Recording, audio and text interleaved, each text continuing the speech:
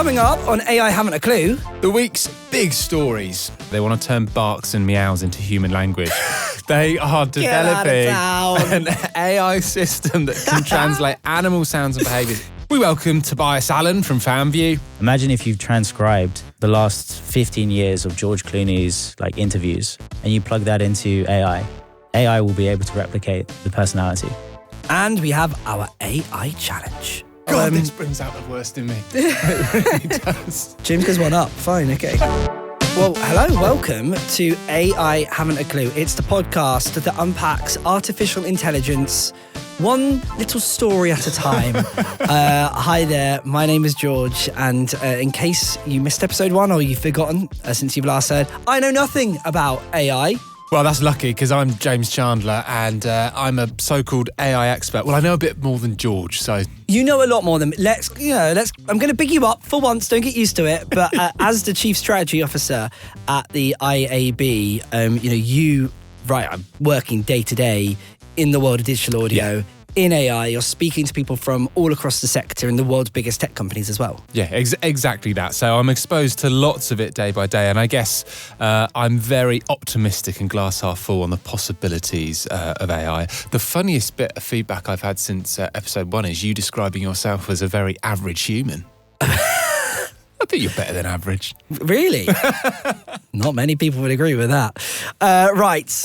In this episode, which is, may I add, hopefully going to be above average, we are chatting with Tobias Allen from a very interesting company, Fanvue, doing some very interesting things in the world of AI and in particular content creation. We'll come on to that in a little bit. We've got a bunch of news stories as well. We're going to talk about this tech gender gap and how that plays out in AI. We're talking about animal communication. There's a whole big story going on with musicians and AI copycats at the moment. And we're going to talk about the future of AI when it comes to shopping. We will be going head-to-head for the very first time in our AI challenge. And, of course, we are taking on one of your questions. Don't forget, you can get in touch and send us your questions. Drop us an email, aihaventaclue@gmail.com, or LinkedIn or Instagram or on TikTok, leave us a comment. Wherever you like. You'll find us there. Leave us a question in the comments. We're literally everywhere. Yeah, we are. Oh, talking of which, James, Substack. We're on Substack now. Very good. Yeah. Good.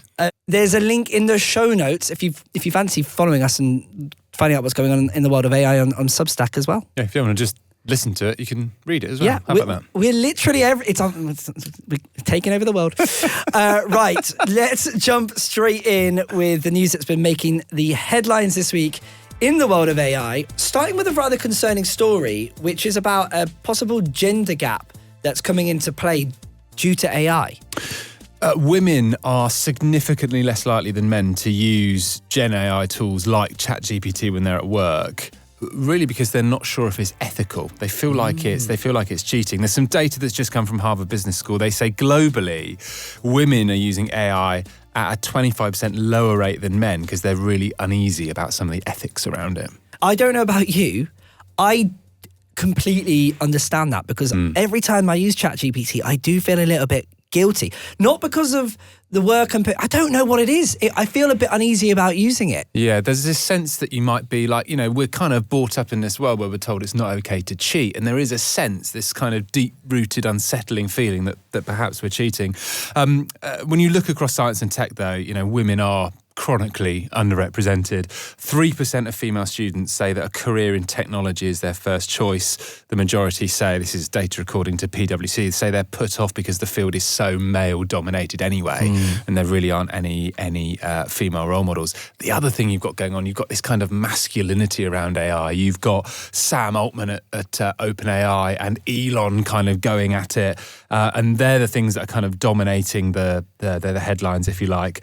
Plus, Forbes have an estimation that between 70 and 85% of the developers on AI are actually men. So the outlook for women actually isn't great, hence they're not throwing themselves into it. Is there a real potential issue for society if basically a load of blokes are the ones who, are the majority of the people that are making, these AI platforms and products?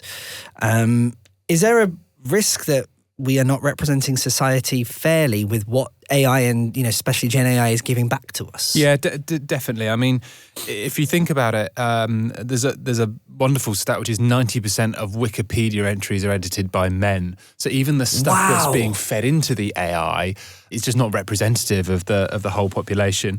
And if you think about it, all of the stuff that AI is ingesting, this is centuries and centuries of sort of male history, and at times where women haven't been able to have the vote, haven't been able to, have had to leave work and go and start families. This is all stuff that's kind of going in there. So the sense is that it feels very, very unbalanced, plus this unease around it not feeling very ethical and kind of cheating. So there really needs to be a big play, not sure where it's going to come from, to get women using these tools and feeling more comfortable with them, because at the moment they're not. I guess we need role models. It's like anything. You kind of need to see yourself in these things. So we need one of these big tech CEOs that run AI companies.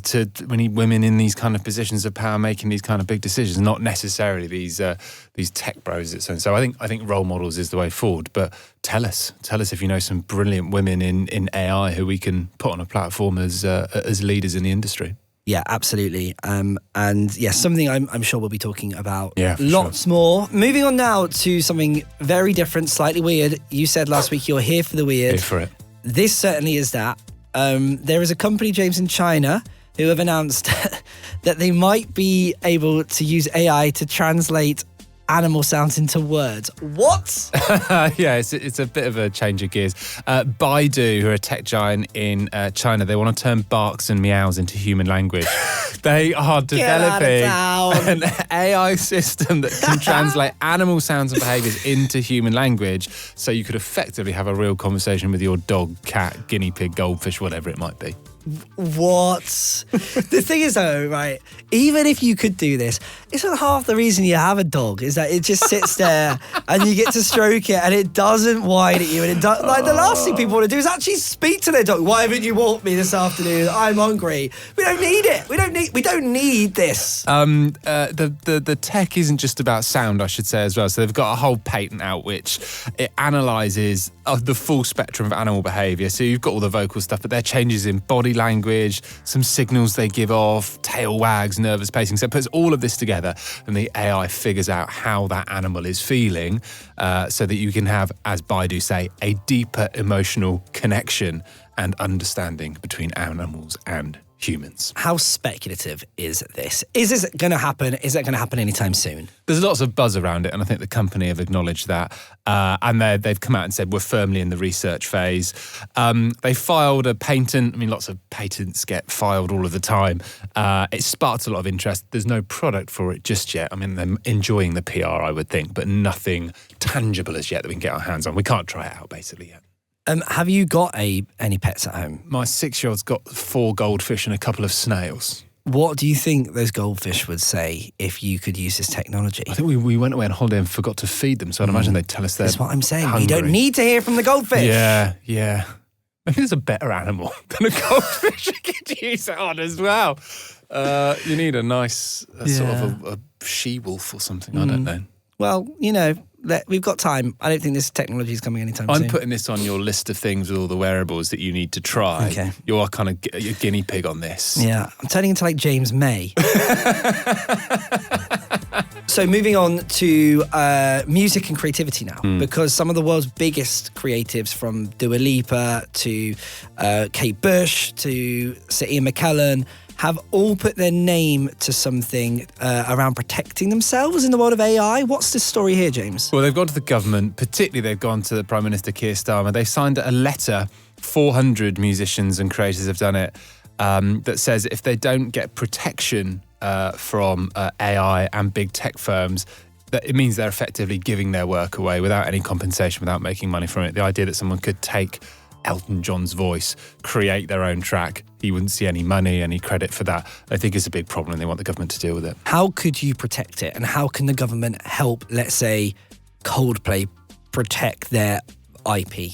They're asking for something very specific. So they're asking the PM to back an amendment to the Data Use and Access Bill. And that means that developers would need to be transparent with the people that own the copyright for these things about using their material to train their AI models. So if you've got Elton John plugged in and you've got Dua Lipa plugged in, you'd have to be super transparent about that's what you're doing, which would enable them to be compensated or be paid or even give permission for their voice to be used. But not everybody necessarily thinks this is a great thing to protect this, right? Yeah, I think principally, I think it's the right thing to do.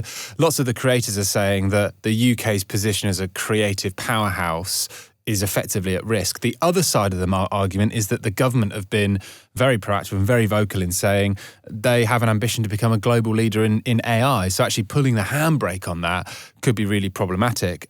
You've got various other parts of the argument which are saying, well, if we really clamp down on it in the UK, globally, other players could start to take this stuff and use it, which would kind of lead the UK behind. And we've made a lot of progress in being progressive. So I guess the government are going to have to balance. They've got this big national AI strategy that they launched in 2021. Keir Starmer was talking about a 50-point AI opportunities action plan in January this year. So they've kind of got to walk the walk on that stuff, but they've got to take this very, very seriously.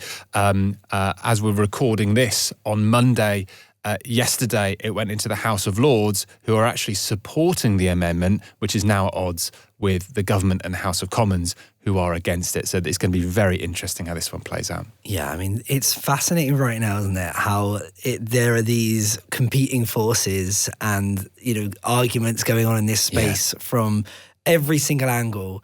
It's going to be interesting to see who wins these debates. For sure. Actually, that moves us quite nicely into this week's listener question, which was sent in by Jack, who got in touch to ask, is AI currently being regulated or are there plans to do so?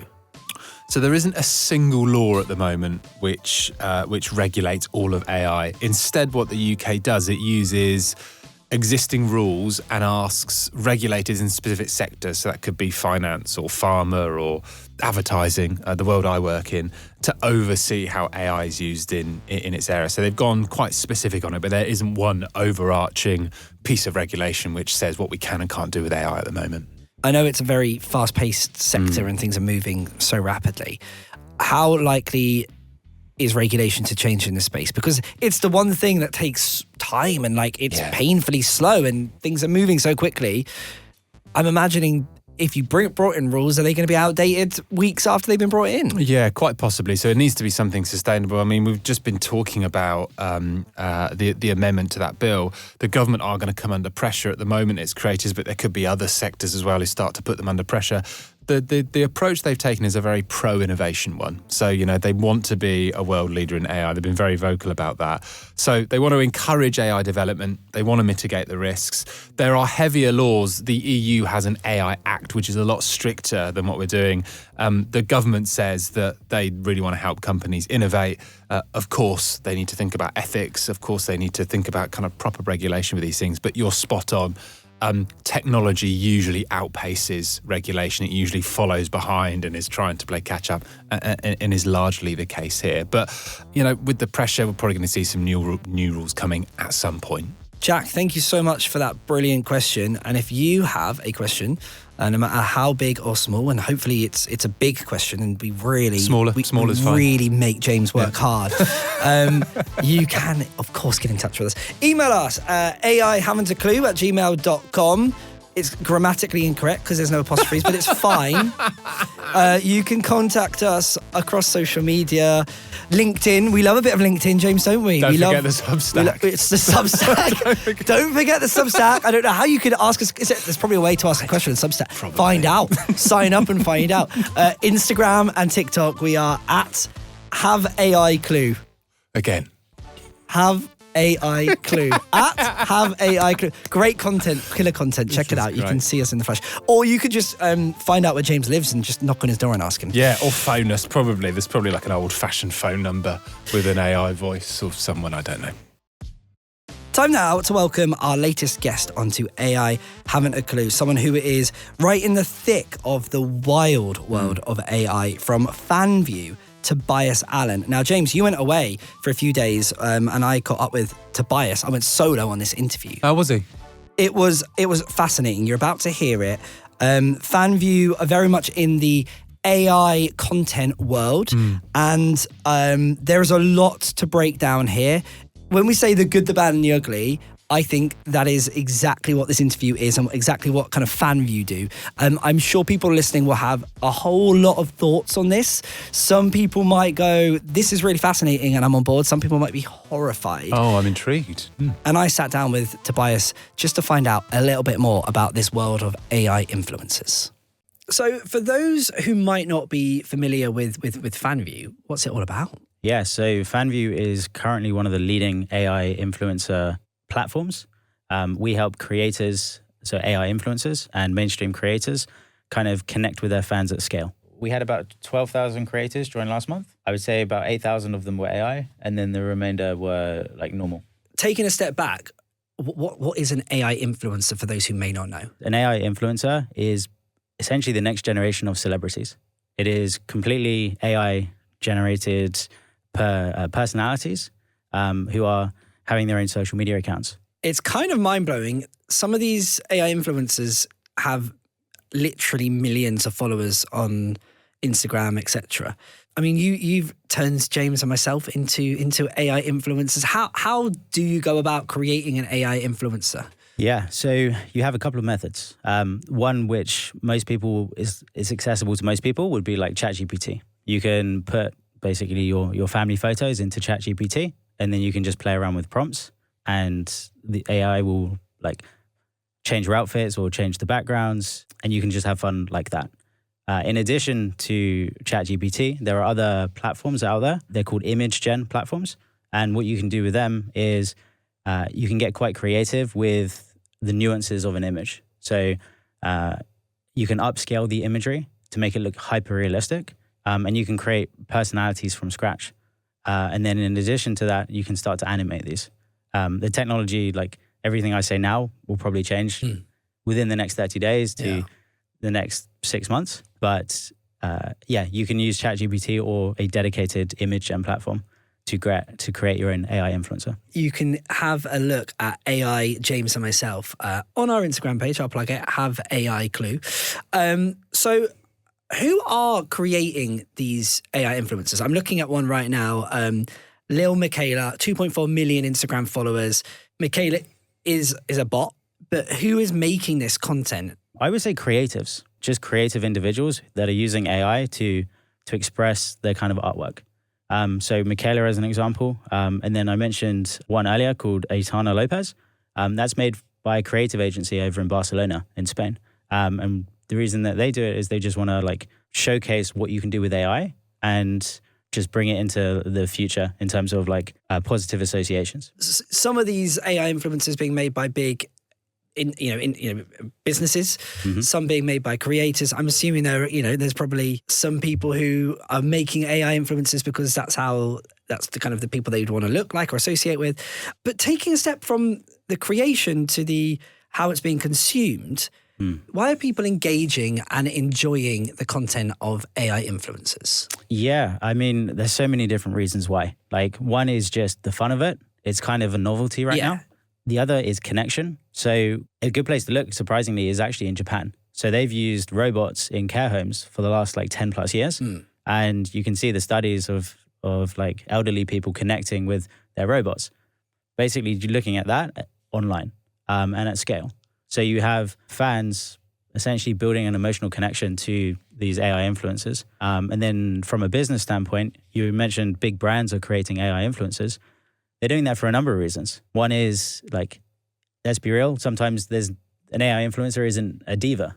Like if you're a big brand working with big celebrities, what happens if the big celebrity wants to charge higher prices or doesn't turn up for the shoot? These AI influencers can be owned by a brand, and then you can shape what it looks like without the headache and without an increase in fees and things of that nature. Do you think people can have as deep and authentic connections with AI influencers as they do with real creators?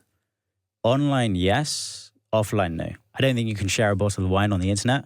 But in terms of like connections online, at least from some of the like behavior reports I've seen, people are interacting with AI personalities the same way they would with a human personality. Like, imagine how you're using ChatGPT right now. Do you say please and thank you? Do you have fun with it? You'd probably do that with your friends. Yeah. And with more people using ChatGPT as like a search platform, people are spending hours talking to a robot. It's already happening. What's some of the insight you touched on there? What's some of the insight you've seen about the way that people engage with AI influencers? So here's an interesting one. The people who create AI influencers start adopting the personality of the AI influencer they've created. That sounds kind of creepy. It does, doesn't it? Yeah. So that's one side. But then just in terms of like the messages that these AI influencers can get, it's kind of like how people are like vulnerable. Maybe because it's the case that there's a screen in the way and there's not like the face-to-face. People are more open to sharing. People are surprisingly open. Do you think that there is a danger, or maybe it's not a danger, maybe danger is the wrong word. Do you think there is a world over the next decade or so in which AI influencers replace real people? In a digital landscape, yes. So let's take social media as an example. And clearly social media is going to change. How we consume Instagram and TikTok now is going to be different in 2 years, 3 years, 4 years, whatever.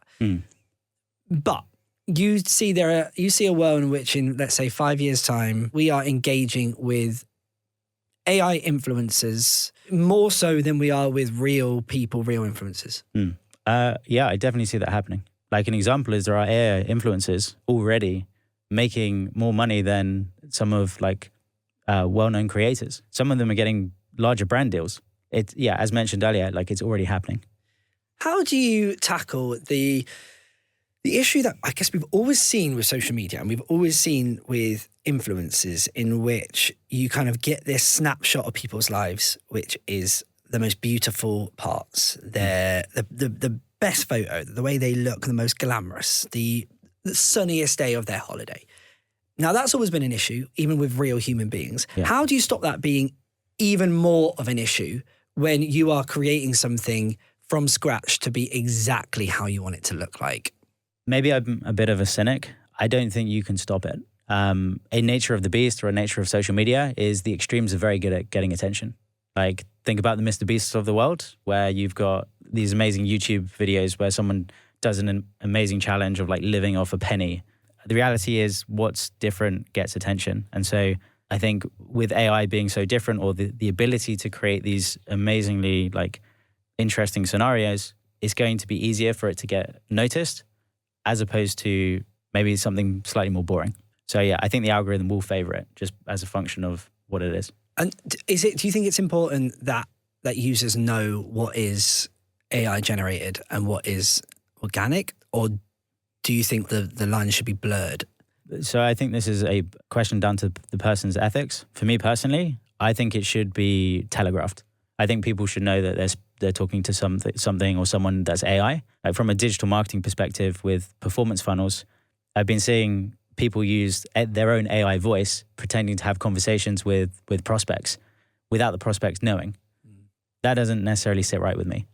So I personally think you should let people know up front that they are going to be conversing to AI. You can probably at the moment just about tell if something's AI. Maybe in a couple of months' time you won't be able to, or certainly not a couple of years' time.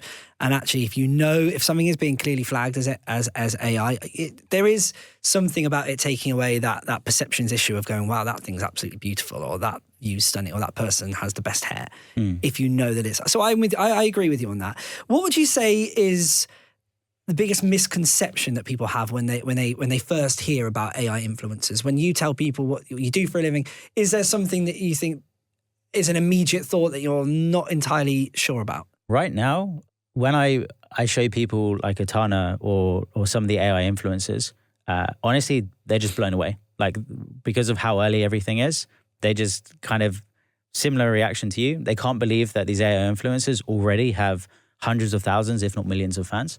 I think in the next 12 to 18 months, we will see AI influencers on IG or even TV or even like podcasts as the tech catches up, particularly on the video side. Like you might even see AI influencers start running like gaming channels or be YouTubers. It's interesting. Such an interesting space. I mean, one side of Fanvue is in the kind of the adult content space, and obviously you've got AI adult content creators in there. You know, it's a fairly divisive area. It's a fairly divisive topic. Is there an ethical question over the AI influencer space, especially in regards to adult content? Yeah, I would say so. I mean, it's a reality and it does exist. Yeah, I mean, it's interesting, isn't it? Because it obviously opens up a world where people can ask and see whatever they want to see. And I do wonder, what the implications of that are. And I mean, for young people, do you think that it is unhealthy for that to be in an AI space? I think long term, yes, would be my honest answer. From a platform perspective, we are actually moving away from that. So our push going forward is to adopt more mainstream. So think about musicians or athletes, YouTubers, podcasters. Because as mentioned, we think it's AI influencers are going to be the next celebrities. And so we want to, this might sound weird, but provide a home for them. Yeah. And then be at the forefront of how AI influencers can monetize online. And not from a Fanvue point of view, but just from someone who really understands this industry. What can be done to protect young people, especially in this area? Yeah, so you've got your standard methods with age verification and things of that nature. Increase the friction for people to be able to even access it. And then in addition to that, I would say it just comes down to education. Maybe it's a question of updating the syllabus to be an awareness of AI online. It's important to educate parents and adults out there as well, so they know what's going on. Let's look ahead. The world of AI is so fast paced. It changes literally day by day, week by week. I'm going to ask you to have a look over the next few years. Yes. As difficult as that is. What do you think the world of AI influencer is going to be over the next few years? What's coming up that you're excited by, and how is it going to change the way we consume media? I think the big picture is AI influencers will be readily accepted, surprisingly. I think everything that we kind of know right now from online, there's just going to be an AI version of it. So like AI A-list actors or AI like famous YouTubers. Do you think that you really can emulate the natural human charisma that like George Clooney or Jennifer Lawrence has? Do you think you really will be able to replicate that in AI form? Yes, I do. Because I've seen softwares that people have specifically programmed to match someone's personality. And so you've got already the ability to create like GPTs based on someone's personality. Imagine if you've transcribed the last 15 years of George Clooney's like interviews and newspaper articles and maybe a book, if he's got a book, and you plug that into AI.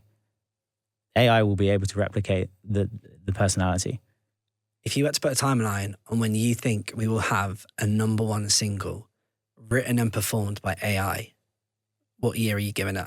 So there's already been a single made in Germany that reached the top 100 charts, and it was completely AI generated. So in terms of like an AI generated in the UK, what year? UK. Yeah, what year are you giving it? I'd say in the next 2 years. Wow. Yeah. It sounds. Some people will listen and think that's ridiculous. No way. And some people will listen and go, they've seen where this technology has gone over the last 2 years, and they know how quickly it's traveled and what pace it has. In terms of what's to come next with AI influencers, and as you just said, AI can absorb everything we've done before. Yeah. Is it possible that AI can begin to be creative in a way which pushes boundaries? Or is there always going to be an element where you need human beings to creatively push us forward? I see a possibility where you can even remove the human, like the AI programs itself based on feedback. So like it could be a closed loop system where, let's say, it's all programmed and the fan interaction with the AI influencer then trains the AI on how to then respond to the next conversation. And again, this thing already exists. Like I've seen AI salespeople close deals over the phone. And sell boxes of wine. Wild. It's absolutely incredible. Do people know they're dealing with AI salespeople? In that instance, I actually didn't think that was the case. Wow. And the worrying thing with the AI is, and this is potentially relates to the safeguarding, is it doesn't necessarily have a conscience unless you've programmed it into it. So on that sales call that I mentioned, like it was quote unquote the perfect closer in terms of textbook, because any objection that it was faced, like where maybe a human would have like pulled back, the AI just handled the objection to then close the sale. Wow. And then not only did it close the sale, it then went up for the upsell. It sold a case of wine and then it asked, did you want another one? And so that is a piece that I am concerned about in terms of like the sales ability of AI, because you're looking at an army of the best closers. Fascinating. Yeah. You're on the forefront of the AI side of things. You are team AI, so you have got a viewpoint on this, which will be different to other people and other creators. What advice would you give to, I guess, what I'm going to call traditional creators, be that online influencers, music artists, actors, navigating what's to come in this digital frontier of AI we're experiencing and will continue to experience? Yeah, that's a great question. I would put the advice in kind of two buckets. One would be start to dive into the technology and start to play around with it. Even if you're just doing like 10 hours a week, just to see what's coming. And then in the other side, from a brand protection point of view, I would look to potentially create your own AI influencer and own your name in the AI version. Create your AI social media account. Create your own AI influencer. Own the profiles. So own the Facebook page, own the IG page with your name.ai or... So if I am Beyonce, right? Yeah. I am Beyonce.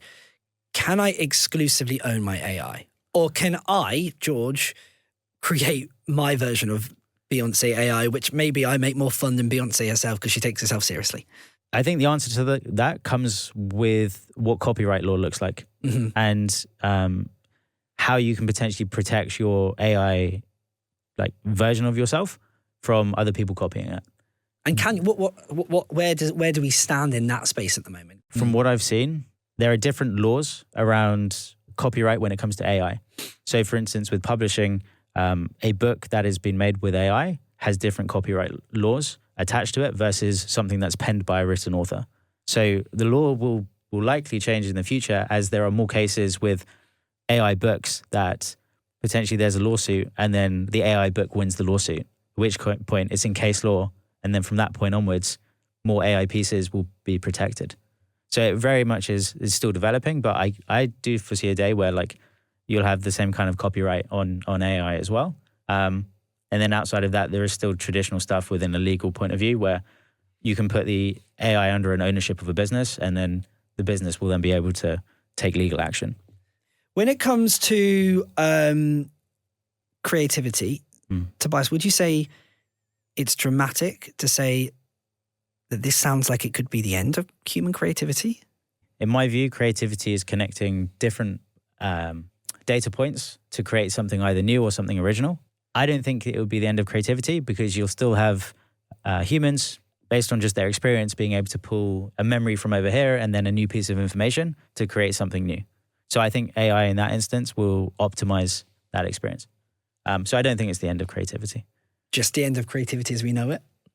I think it will, and this might sound bad, has the ability to make people stupid if we allow it. If we're not on top of like still using critical thinking and being deliberate with how we use it, then absolutely, like I think like a muscle, it would just, people will lose the muscle of creativity if we let AI do too much. Do you find when you tell people you're a party and you tell them what you do, what's the initial reaction? Are people initially a bit like, oh, does there tend to be a typical reaction to when they find out you were in the AI influencer space? Because it's such a fascinating place to be. Like they want to know more. I mean, admittedly, like I'm a recent convert. Like I spent the last 10 years getting good at advertising, like handwriting old ads and developing a skill set in copywriting. And I saw AI beat my copy that I've spent like 10 years developing that skill. And I'll be real, I hated it. I didn't actually used to like AI at all. And I deliberately avoided using it. I thought it lacked the humanity. And I say I'm a recent convert because I'm just faced with overwhelming data to the alternative. Like there's AI creating ads that beat most human copywriters. It's faster, it's more repeatable. I used to be the last person who believed this stuff, but now like I'm seeing thousands of AI creators join our platform every month. This is clearly happening. Like the same advice that I mentioned of like how would I protect my image and so on and so forth. I'm doing it as well. I'm spending hours a week studying AI just to try and get ahead of it. You make the best decision that you can with the knowledge you have in front of you. Final question, but from both sides of the fence. Yeah. Firstly, what are the biggest dangers that we might face from this AI revolution we're going through? What scares you? What scares me is the sales side, where you've got AI closing deals without a conscience. I'm quite a believer in people should know that they're talking to an AI, because I think it might shift their behavior. But if you've got AI pretending to be a human to defraud people, and you can train a robot to do that at scale, I think that's quite a terrifying prospect. Yeah, let's look at the other side of the fence. Mm-hmm. What excites you about what's to come? I would say the connection piece. Weirdly enough, like you'd think the last thing that you'd get connection with is a robot. For a lot of people who are potentially lonely and have no one to talk to, potentially having an AI influencer that they can talk to, I think is quite an interesting prospect. And then potentially someone, like from a therapy standpoint, people having someone who maybe they're like, because it's not a human, maybe someone can open up, and then a well-trained AI can give someone the help that they need. I think that's a very interesting possibility. Tobias, I could talk to you all day about this. It's been an absolute pleasure. Thank you for explaining this world to us and helping us understand it a little bit more. It's been lovely chatting. Thank you. I appreciate it. Yeah, he was interesting, actually. Yeah, fascinating chat. I certainly learned a lot. It's one of those things where only time will tell if some of these things do come true. Will we have a number one single written and made by an AI music artist in 2 years? I'm skeptical. Tobias is very much confident in that, and we will see how things unfold. But yeah, a really interesting space. I didn't get a sense of whether he's sort of like net positive or net negative on it, or he's sort of somewhere in the middle. It kind of floated around. I think Tobias is a very clever guy. I think he knows the impact AI is having, and I think he understands the impact that a business like Fanvue is able to have on the industry and possibly the world. Whether or not Tobias thinks it's a good thing or not, I'm not sure. I'm not going to speak for him on that. But a fascinating chat. All right, time now for something potentially fun. So confident about this, I've got to be honest. You are confident that you're going to win the AI challenge, which basically it's as creative as it sounds. We're going to face off against each other, James and I, in a challenge to do with AI. Will we be able to tell what's human and what's made by a bot? We shall find out as James and I go face to face. And here to tell us more is our very creative, highly talented, and incredibly intelligent, according to ChatGPT, producer Molly. Hey, hello everybody. Are you ready for a challenge? I'm ready. Not really, but let's find out how we get on. So this week I have written some jokes, some one-liners for you guys. Okay. And some are from the Edinburgh Fringe. They do a one-liner competition, don't they, every year? And others are done by ChatGPT. So I'll kick you guys off. Okay. The first joke. I told my wife she was drawing her eyebrows too high. She looks surprised. I think I know that. I think I'm confident on this one. Are you on the fence? That couldn't. I don't think that's Edinburgh Fringe worthy. I don't think it. I think it's that's AI. Yeah. Two for AI? Yeah, two for You're AI. both correct. Okay, Yeah, All right. hard as you like, Mo. I need to keep score on these. Okay, well, it's 1-1. I can do that so far. He doesn't need perplexity for this. It's fine. Okay, second one. I used to play piano by ear, but now I use my hands. They're Billy Basics. These ones, aren't they? They're What are you thinking for this one? I think it's AI again. I think this is the Fringe. James is right. It was Pay AI. attention. Get the notes down. Okay, Right. well, God, this brings out the worst in me. It really does. James goes one up. Fine, okay, it's fine. I don't care anyway. Move on, Molly. Next one, please. Next one. I was going to sail around the globe in the world's smallest ship, but I bottled it. That's good. That's got endeavour. It's got human jeopardy. It's fresh from the Fringe. Yeah, I'm locking in Fringe as well. That was a fringe one. Yes. Yep. Okay, all right. Both correct. James is still winning though. Yeah, 3-2. I can count, Molly. Thank you very much for that. Whitewash. It's incredible. Next one. I have a split personality, said Tom, being frank. Yeah, that's good. That's quite good, isn't it? Yeah, Fringe for me. That would have got Fringe that for would have got some James. lols. AI. That one was AI. Come Was it on. AI? All right, so it's all down to this. It's that's sudden what I meant. death. I- It's yeah, sudden that's what I death. meant. Down to Oh, this. yeah, whatever. We have it on record. All right, last one, the decider. Here we go. Okay, let's go. My dad used to say to me, pints, gallons, litres, which I think speaks volumes. It's good. It's good. It is good, that, isn't it? But I think Molly instinctively would finish on a fringe one. yeah, okay, I'm going to go AI. I think fringe. Okay, so it all comes down to this. If it's fringe, James gets to win. If it's AI, I am celebrating in style. What are we going, Molly? George does not know me very well at all. It was a fringe one. I ended on a fringe one. Excellent. Very good. Winner. It's not a party trick, is it? Knowledge. No. Welcome. I don't think we're going to have... I think this episode's too long. We probably have to cut The that knowledge part out. college. Snip it out. I think the episode could be this. I think 30 minutes of this is very good. I think that's all we've got time for this week. Thank you so much for joining us on AI Haven't a Clue. Thanks to our guest this week, Tobias Allen. And of course, thank you so much for listening. If you wouldn't mind subscribing and rating, we would love you even more if that's possible. And if you've got a question, a weird AI story, or you want to set a challenge for us, drop us an email at aihaven'taclue@gmail.com. Yeah, or there's the Substack. Don't forget the Substack, Yeah, James. Substack. Yeah, the we're Substack's pushing there as well. hard on the Substack. Have we put anything on the Substack? Let's subscribe and you'll Some real- find out. some That's real the mystery. pressure. Yes, there's loads there. Have AI Clue as well. All right, we will catch you next time, and unless we've been replaced by clones. But honestly, who would even notice? You wouldn't notice. Thanks for listening. Bye.